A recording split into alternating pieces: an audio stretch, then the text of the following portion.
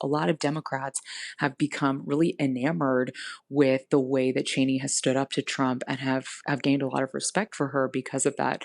But I think that sometimes people do forget, like, yes, these are people who are Republicans who do identify with conservative values. I think in Cheney's case, very conservative values for the most part.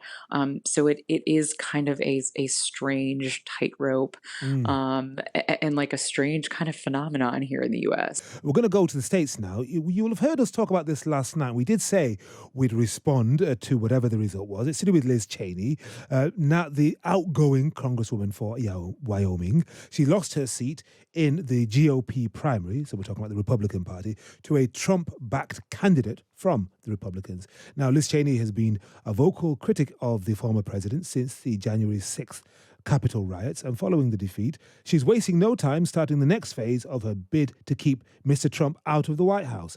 Liz Cheney's spokesman, Jeremy Adler, told Politico Playbook that she'd be launching an organization to educate the American people about the ongoing threat to our republic and to mobilize a unified effort to oppose any Donald Trump campaign for president. Okay, high stakes indeed. And this morning, Ms. Cheney also announced that she's considering her own run for president in 2024. Lots to discuss with Liz Landers, chief political correspondent at Vice. Hello again, Liz. We're talking all the time. Hey, yes, good to talk to you again. Right, okay. So first of all, I mean, Liz Cheney, this was baked in. She knew she was going to lose, didn't she? Yes, I think that there was so much public polling about this that she was really far down in the polls in Wyoming. And, her opponent, Harriet Hageman, had been endorsed by President Trump. So I think that there was the expectation within Cheney's camp, but also within, the press and probably residents in Wyoming, too, that she was going to lose. Yeah, I mean, she knows her constituency well. She was careful not to be rude about those people who voted for the Trump candidate. She was. She said last night that she was, grateful for Wyomingans for voting and for coming out.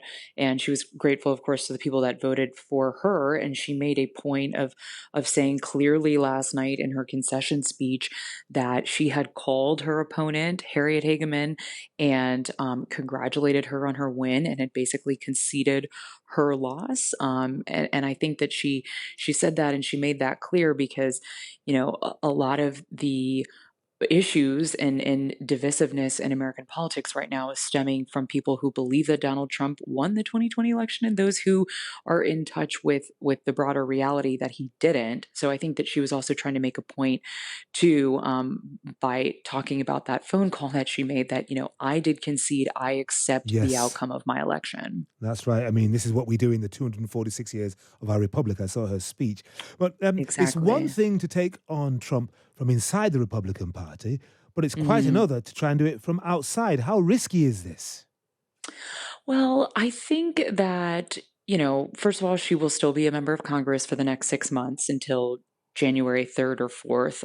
So she still has a pretty big bully pulpit for the next 6 months, especially with her role as as vice chairwoman on the January 6th committee.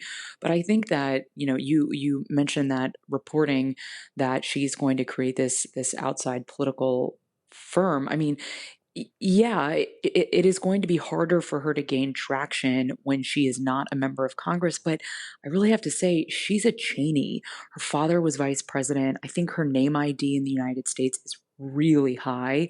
So even kind of outside of mainstream Republican politics, I think that she can still have an impact because she's so well known. Mhm. I mean, her father, Dick Cheney, of course, vice president to George W. Bush and Mhm. defense secretary to his father, is for a lot of Americans a hate figure.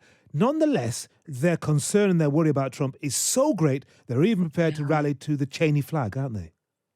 Yeah, I think that this has kind of become an interesting sort of political and somewhat cultural phenomenon in the US since January 6th happened, that there are these people like Liz Cheney, like Adam Kinzinger, who also is a Republican who sits on the January 6th committee, who are very Republican, I would say. And I think sometimes people forget that because a lot of Democrats have become really enamored with the way that Cheney has stood up to Trump and have gained a lot of respect for her because of that.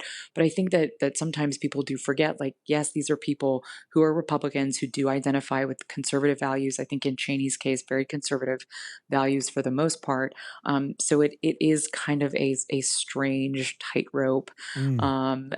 and like a strange kind of phenomenon here in the U.S. Indeed, I hear you chuckling because I'm chuckling too, Liz, because I'm thinking, how can this happen? So, if she's going to launch Yeah, some kind of exploratory committee to see whether it would be feasible for her to run as president, I mean, how on earth is she going to triangulate in a right. deeply divided country and get enough of a caucus around herself to mount a credible challenge with the ultimate aim, not necessarily of being president, but of stopping Donald Trump from being president?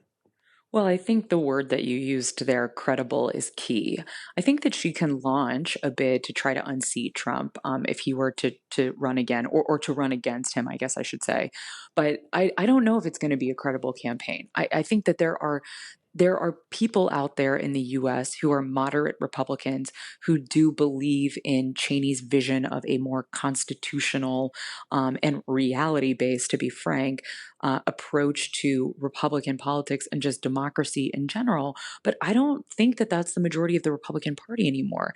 I think that she might get some Democrats who might support her because they did see how she stood up to Trump and they think that that's courageous. But I don't think that that's going to be enough people for her to be like a Democrat nominee. I don't think she would ever run to be the Democrat nominee. So you're right. She'd be running as a Republican in the future in a party that is really still, I think, in the tight clutch of the former president. Yeah, the Trump party, the QAnon party, even. Liz Landers, chief political correspondent, advice. A pleasure as always. Thank you very much indeed for talking to us.